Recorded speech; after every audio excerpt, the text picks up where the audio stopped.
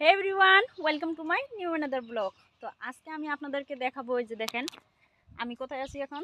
এই যে আমাদের কাকার বড়ই বাগানে। তো দেখেন কত বড়ই লাগছে, সব কিছু দেখাবো। আর এখনো বড়ইগুলো পেকে মানে পাকা হয়নি, চাষ দেখাবো।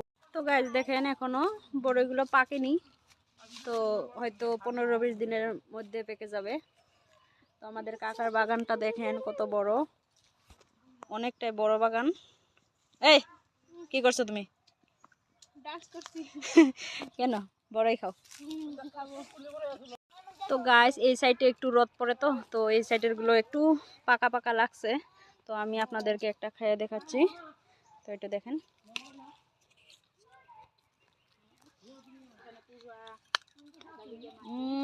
অনেক মিষ্টি, পাকলে তো আরো মিষ্টি লাগবে। এখানে 2 সিস্টেম,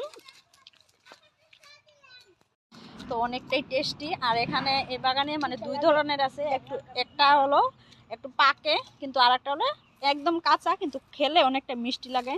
তো সেটাও আপনাদেরকে আমি দেখাবো। তো এই যে দেখেন এটা কিন্তু একদম কাঁচা, কিন্তু এটাও মিষ্টি অনেক। তো আমি খাবো না, অনেক এটাই খাইছি। তো দেখেন কত সুন্দর, এত লাগছে। এই যে একদম গোল, দেখেন এটা আপেলের মতো।